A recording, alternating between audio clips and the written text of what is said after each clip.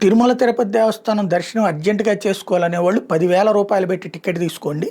10,500 500 ఏమో బ్రేక్ దర్శనానికి, 10,000 రూపాయలేమో శ్రీవాణికి. ఆ డబ్బులతో రాష్ట్ర వ్యాప్తంగా దళిత వాడల్లో, గిరిజన వాడల్లో ఆలయాలు నిర్మిస్తామని చెప్పింది అప్పుడు టీటీడీ.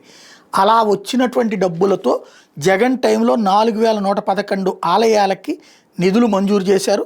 622 పూర్తయినాయి, 1765 అండర్ కన్స్ట్రక్షన్లో ఉన్నాయి, 1724 అనుమతి ఇచ్చిన వాటిని ఈ ప్రభుత్వం బిగిన్ చేయలేదు కాబట్టి రద్దు చేసింది. వీళ్ళు ఇప్పుడు ఒక 4,000 5,000 కడతామంటున్నారు. శ్రీవాణికి సంబంధించినటువంటి ఆలయాలు అనాలి వీటిని. అప్పట్లో 5 లక్షలు, తర్వాత 10 లక్షలు చేశారు. ఇప్పుడు ఇంకా ఏదో ఎక్స్ట్రా కూడా చేస్తున్నారు. సాక్షి రాసుకొచ్చినటువంటి వార్త ఏంటయ్యా అంటే టెండర్లు లేకుండా పిలుస్తున్నారు. జగన్ టైంలో టెండర్లు పిలిచారు.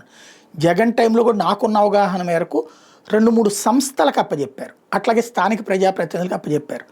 టెండర్లు పిలిచి ఇవన్నీ ఏళ్ల తరబడి సాగదీసుకుంటే ఒక గుడిని ఈ నెలలో కట్టాల్సింది ఒక ఏడాది దాటుతుంది.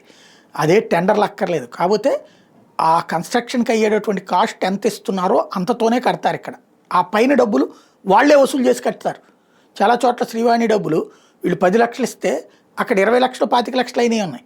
ఆ మిగతా డబ్బులు జనం డొనేట్ చేసి కట్టుకున్నారు. ఎవరో ఒకళ్ళు ఇనిషియేటివ్ తీసుకుంటారు. ఇప్పుడు ఒక ఆస్పెక్ట్లో ఎమ్మెల్యేలకు అప్పచెప్తున్నారు, గుడ్, అక్కడ ఎమ్మెల్యేలే కట్టిస్తారు మిగతా డబ్బులు వేసుకుని. కాబట్టి దీంట్లో పెద్ద వివాదం చేయాల్సిన అవసరం నాకు కనిపించట్లా.